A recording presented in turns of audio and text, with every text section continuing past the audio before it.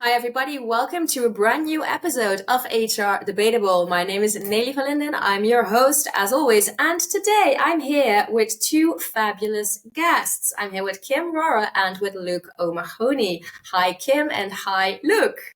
Hello, thank you for having me. Likewise. Super happy to have both of you. Kim, perhaps you can introduce yourself briefly to the people listening and watching. Yes, absolutely. Hi, I'm Kim Rohrer. I am a seasoned people ops, people in HR professional. I've spent about 15 years leading people teams at small startups and global hypergrowth unicorn companies and have seen quite a lot. I am currently self-employed as the co-founder and chief creative officer at Peak HR, a training program for HR professionals and a consulting wing by the time this podcast launches. And I also have my own consulting and advisory practice, largely doing coaching, writing, and some advisory and consulting work. I'm in Berkeley, California. I've got two small children, hence the costumes and artwork behind me, if you are watching this with your eyeballs. And I'm excited to be here. Got a lot of opinions. Nice. I cannot wait to hear them. Thank you. Luke, perhaps you can also introduce yourself. Yeah, absolutely. Also lots of opinions, so this will be fun. So I'm Luke. It's Omani actually, but I'll forgive you the pronunciation because I didn't prep you. But Luke Omani. Most people do say O'Mahony or O'Mahony or no, don't apologize at all. So Omani, I like to say it's Armani with an O because it makes it sound fancy, but it's not that fancy. I spent over a decade in talent and people ops. Probably not as decorated as Kim's career, it must be said. I exited to this wonderful world of solopreneurship probably before getting too dragged down and well, touching on some of the themes of today's show. But yeah, a former head of people and ops in a startup in the UK, and I'm now a sort of digital solopreneur. I can now define myself as comfortably. It took me a while to find my definition, but I create content, courses, and resources for what I call the post-HR generation, which for me is taking a product-led approach to people experience design and people ops. And that's me. Oh, I also have two young children. So my daughter is 10 months and my son is 4. So still in the thick of... You are in it. Yeah, still right in the mix there. But they're amazing kids and I love them dearly. So that's me. Awesome. Thank you very much, both of you. All right. For those of you tuning in for the first time, perhaps, let me briefly explain what HR Debatable is. All right, HR Debatable, as the name suggests, is a podcast where two guests, today Luke and Kim, they are going to debate each other on various different topics. So what we do is as follows. I will give a brief introduction, share a statement. I will ask both Kim and Luke for their opinion, and then, of course, they get the chance to elaborate on that. All right, Luke, Kim, do we have any questions? No. Ready to go. Let's do it. Awesome. Then here goes for our first topic. Now, the first theme is around the state of HR. And the inspiration for this debate comes from a conversation that Kim and I had when we first spoke about HR Debatable and Kim perhaps joining for an episode. We talked about the fact that we seem to see more and more HR practitioners leave their in-house roles in large and medium-sized and also small organizations, sometimes after years of working for that organization, to go and do fractional work or become an HR consultant, for instance. Kim mentioned how she joined a fractional HR leader group in October last year, counting around 35 people at the time, and how the same group currently has over 500 members. I decided to dig a little deeper after our conversation and found out that AIHR's 2024 State of HR report noticed 1, a mass exodus from HR people before they get to CHRO level, citing personal ambitions, family and organizational politics as main drivers on why they want to rather consult, coach, or do something else. And 2, that the fractional idea is rising in terms of giving people flexibility. Add to that the slightly older statistic that only 4 out of 10 senior HR leaders have the ambition to become CHROs sometime in the future. And I think we may be able to say, Houston, we have a problem. The question is, why are we not hearing about this? Are companies even noticing that their HR people are starting to leave in droves? How different would their first reaction be if this would be happening with their marketing, finance, or sales teams and subsequent CFOs, CMOs, and so on? Food for thought and food for our first debate based on the following statement. And here goes for that statement. There's an HR exodus taking place and nobody cares. All right, there is an HR exodus taking place and nobody cares. I see 2 nodding heads, but I'm still going to ask. All right, Luke, what do you vote? I'm going to say yes. All right, Kim, what do you vote? I also vote yes, unless you count HR people as part of the people who care. I think nobody outside of HR cares. We all care. All right. Okay, I would love to hear more about that from both of you. Luke, I'm going to go back to you first. So please, yes, why do you think this is the case? Well, lots of complexity, but to focus on the main statement, there's a lot in your build-up that we could drill down on. But to focus on the main statement, there's an excess in HR, and no one cares. I think the problem is that for a long time, decades, in fact, HR has been operating as a support function, even if they've been doing like really amazing strategic work in the background. It's quite possible, and I've witnessed it, that we haven't been traditionally very good at celebrating ourselves and platforming our work and making sure that people know what we're doing and what the value is that we're driving. And then unfortunately, there are still a lot of HR functions that, if we're being brutally honest, aren't adding as much strategic value as they should.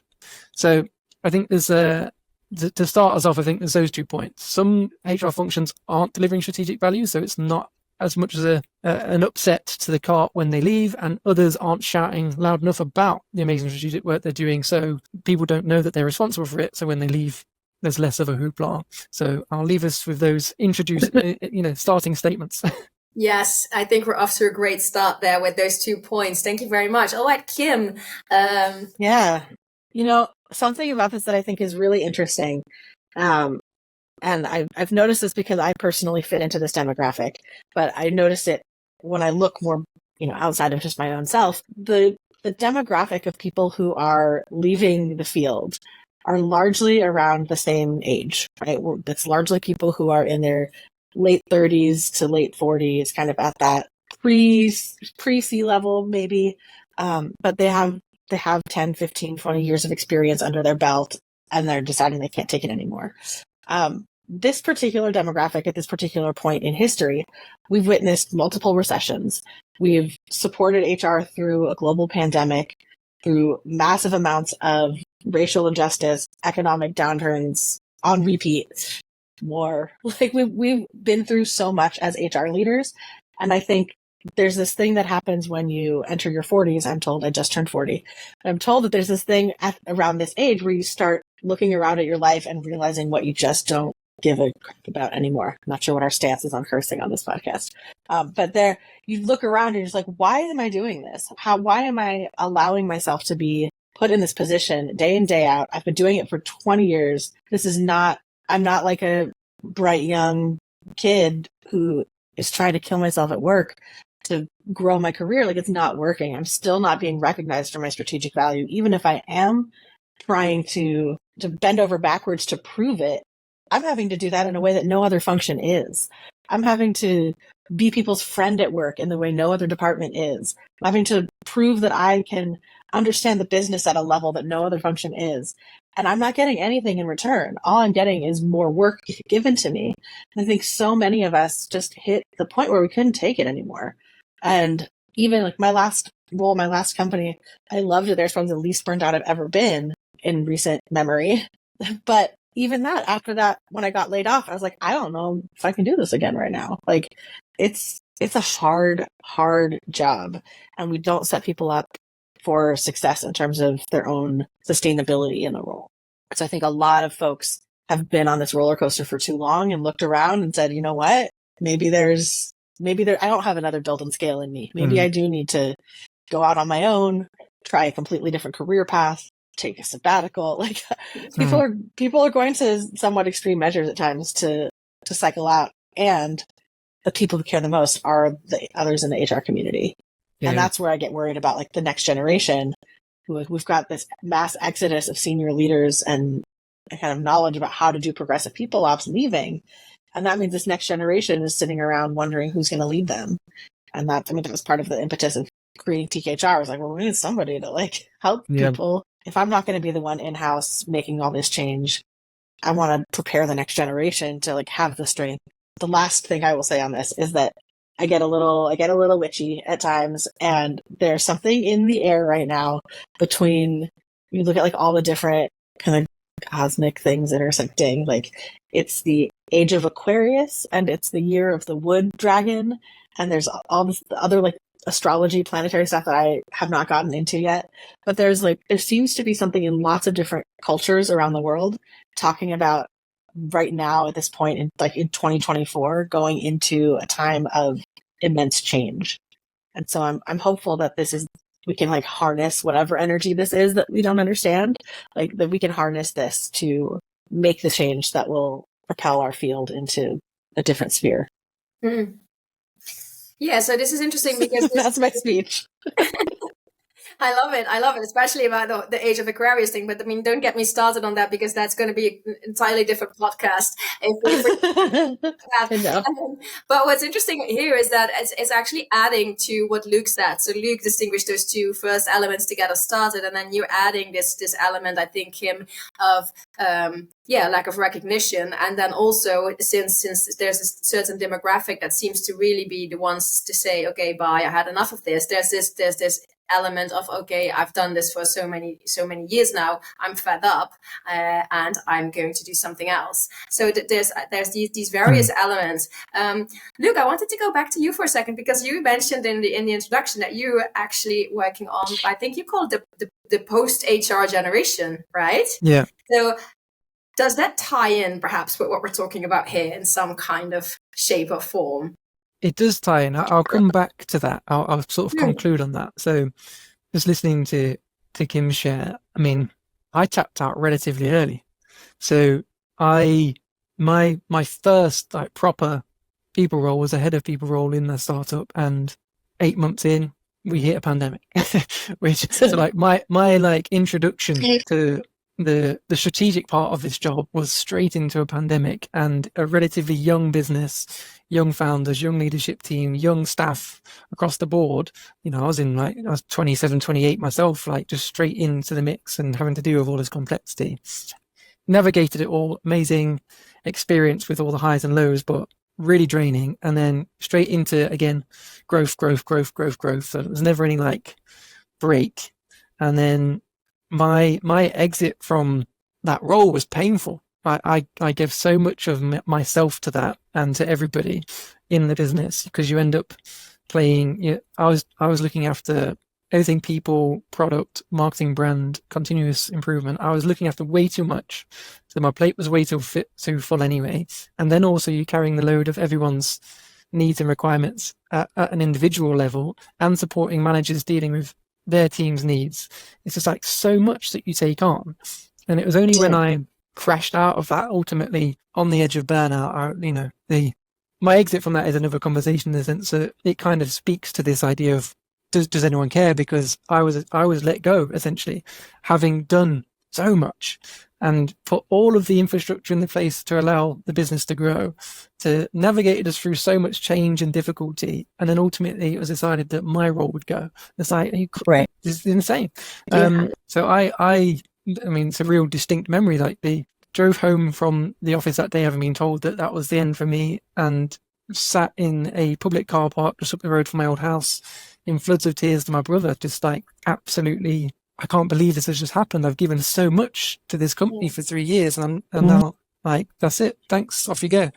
And no one cared until, I did have some lovely, obviously, thankfully, I built some amazing relationships, and some people in the business did care. But like, people don't really care, because they just are happy to move past everything that you've done without any acknowledgement. And for me, I was then like, do I do this again? Because I'm not sure I want to put myself through that again. So I started interviewing, which is a painful process anyway, or still in pain from what's just happened to me, and ultimately decided I actually don't think I can do that again. So what can I do? And what I decided to do was codify everything that I'd learned in that really intense period, all the stuff that I had started to implement around product-led ways of working, because I was looking after multiple departments. And I was thinking, what does the next generation of people person need? Because what I had going into that was not what I needed. And I'm coming out of it with some really useful experience, but there's definitely a need for something different, because the support infrastructure for people isn't what it needs to be. And that's how I ended up sort of defining this post-HR generation to come full circle. It's not about like HR, bad, new, good. It's not that. The post-HR generation is a mindset shift. And I say, if we want people to think differently about HR, which speaks exactly to this point, because that's the problem. People don't see it as they should. But if we want people to think differently about HR, we have to think differently in HR, which is why we have to look outside of our profession for new ideas, new ways of thinking. Why are those other business departments valued more than us? What is it that they're doing, and how are they quantifying their work and making it visible? And those are the sorts of things that I am trying to address using product-led ways of working, so that people teams have that ability to add value and impact and showcase that work in the way that product teams and marketing teams do. Yeah. Is that, though, I wonder, though, is that a bit like a chicken and an egg kind of situation? Because we want everybody else, obviously, and we need everybody else to start thinking differently about each other. But I do also see the importance, of course, that it kind of starts with us, that we need to start thinking differently about HR ourselves. But I mean, what are your thoughts on that? Kim, I might start with you regarding that question. Yeah, I mean, I'm of two minds on this one. I think there definitely is a need for, very broadly speaking, for HR folks to rearrange how they think about their work, how they think about priorities and support. I mean, both from the angle of like being more business oriented, being more data oriented, being more product oriented, but also from the lens of what kinds of work you're prioritizing and how you're spending your time. Because I think a lot of us get stuck in the reactive firefighting mode for far too long, because you get into this field because you want to help people and you want to make workplaces better, but you can't actually effectively do that strategic work if you're just reactive all the time. But you don't want to stop reacting, because then you're not helping people. And so there has to be a bigger conversation about how is your time spent every day, and is that the right priority for the business in terms of how they're spending money on you, frankly. You look at a meeting and you think, how much does this meeting cost us based on an hour of everyone's time, based on their salaries? And then you start putting things into real numbers, and you can say like, well, you are paying me too much to spend this much time answering what are essentially frontline customer support tickets. Right. And we need to either hire a more junior staff member to triage, or we need software that can support this. Some other investment than you paying your head of people to triage frontline requests. That's just one example of ways that HR can and should think differently. But the reason I'm of two minds is because I also think the rest of the business needs to get it together and start thinking differently too. Because if I hear one more conversation about how HR needs to think more like a business leader that doesn't include how other business leaders need to think more about people, I'm going to lose my goddamn mind. Like, why is it my job to be the only function that is responsible for knowing everything about the business and how it runs, and being strategically a business operator and holding the entire EQ for the entire organization? Like, that's ridiculous. I like learning about the business. I think it's important for HR leaders to know how the business works to best support the business.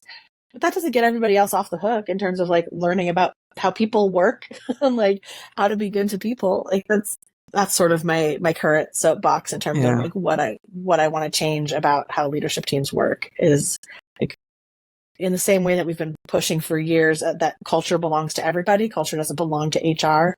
HR is not in charge of culture. Like, I think we need to really be re-educating our executive teams on their EQ and how they are responsible for taking care of the people at the company. Yeah, I agree. I think there's a couple of things in there. So I do agree. So I'm going to caveat my own point in a second. I think it is still our responsibility, though, or the responsibility of people leaders more broadly. I do think it is. There's a little bit. So where I'm coming from, there's a little bit too much on LinkedIn that is woe is me. Like, sort of outward, like we're the victims, and that's not particularly helpful. So whether that's HR or anything, being in a victim mindset and people should respect us more, and being in this victim mode isn't helpful. So I still think it is our responsibility and the responsibility of people leaders to show and demonstrate value rather than just shouting to avoid that you should love us more, you should love us more. It's not, that's not helpful. But one of the interesting things is the 8 dysfunction, is it 8 dysfunctions of a team? I can't remember the number, but there's a great book. If you look for dysfunctions of a team, you'll find it. I can't remember. There's a number. I think it's 8. Anyways, it's a really interesting case study. So it looks at this hypothetical Silicon Valley sort of startup scale up with a quote unquote dysfunctional leadership team. And the whole book is around how do you bring the leadership team together so that the executive team are a team. So they're not, that's their primary team. So the executives, that's their primary team. So how do we support each other? And then how do we then cascade that down? But that's our primary team. What was really interesting is you get like almost at the end of the book, and it's sort of like you and I, we would notice, but there's no people person even in remotely in this executive team like case study. And then like universe. Somewhere like later down the line, it's like the business is growing, so we hire a head of HR. It's like, hang on a minute, like, so this whole thing is like, how do we unify this executive team so that everyone's working on the same page? And there is no consideration that a people person should be in that executive team. Now, I think that is indicative to the problem. And that's the bit that we do need to change, to Kim's point. Like that should be one of the first executive seats, is who's actually looking after our people strategy. Right. Like that should be a primary seat in that executive team. And too often the people person sits outside of the core executive team. And that's why you end up having to fight so many battles to get that's people on board. That's when you get into that us versus them mentality, right? Because when your executive team is trying to function as one team, as an executive team, and are like, first and foremost, we are the exec team, and then we are the leaders of our own functions separately. If HR is left out of that conversation, of course you're going to have an us versus them scenario. Of course, everything is going to be a battle, because you're not fighting on equal ground. You're not working together as an equal member of a team. I feel like even if your HR person is like, this is where I think fractional really gets into be valuable for companies, where maybe even though they have a CMO and a CFO and a CRO, and they have like C levels or VP levels of every other function, they still can't justify hiring a full-time VP of HR for whatever reason. Like, you can hire someone fractionally, you can have an advisor, you just need someone who is senior enough to understand and be a part of those conversations, representing the people function of your team. Even if they're an advisor, even if they're a board member who's advising you on this stuff, like, that voice needs to be a part of those conversations. Yeah. I think there's 2 things, and then I think we are going to slowly move to the second debate. I think there's 2 things here that I thought interesting that you were mentioning, well, among many others. But so, Kim, you were saying something indeed. I think it was around, it's HR. People are HR's responsibility. I think that is indeed a massive issue. And that's, I think, one of the things that we've been doing on and on and on over the past 2 years. All the big themes, they are being put on HR's plate, right? So engagement is HR's responsibility. Mental health, HR's responsibility. Retention, HR's. Actually, no, it's not. It's of every single person in the organization. And I think there is like a really big thing that needs to be, that can be done. And that ties in, I think, to what you were saying, Luke, as well, about our own responsibility, because people who listen to this podcast know that I talk a lot about taking our own responsibility wherever we can, because I think that's basically something that's within our control. And I think there lies a really big responsibility for HR to basically create that awareness that it's not HR's responsibility. It's literally of every single person in the organization. And then one last thing, I mean, we're talking about HR should make that clear, or HR should make also clear their importance and stuff. I think in a way that's what's happening. And that comes back to this exodus. I think basically that's how HR people, a lot of them at least, they're showing no more. We had enough of this. And at some point that will become painfully obvious. But the question then, of course, is what will be the consequences for all these ambitious strategies that all these organizations have when they have no people anymore? Yep. Okay. Agreed. Yeah. Just a final, an add on the it's everybody's responsibility, because I totally agree. And I really like in Jessica Swan's book, Built for People, she introduces some product maxims, and one of those is achieve everything through others. And what HR have been traditionally very good at is building processes that they have to maintain and deliver and administer, and they kind of like have built a bed of nails for themselves in some cases. And that sort of achieve everything through others maxim is all about how can we build to enable rather than to administer and execute and maintain. So how do we make sure that the mechanisms that we're building from a people perspective are enabling leaders to be responsible, for people to take ownership, and all of those things. So it's a really nice maxim to keep in mind. Achieve everything through others and build to enable. Yeah. It's such a minor point of clarification with it's the difference between a manager coming to you and saying, I have this person on my team, they're underperforming, what are you going to do about it? To, I have a person on my team who's underperforming, can you help me understand how to support them better? Or can you help me figure out what to do about it? And like a tactical. I don't know if people know how often managers come to HR just expecting we're going to like fire people for you. But it happens a remarkable amount of time. And if the conversation was, this person's underperforming, what do I do? Versus this person's underperforming, I need you to get rid of them. Like, that's a total shift, right? Yeah, it is. And a little tactical point on that, like for anyone who is unsure about how to start that shift, just learn to say no, but add but to the end. So no. Yeah. But how can I support you to do that? No, but what can we do to help? Rather than okay, yeah, we'll do that. Yes. Yes.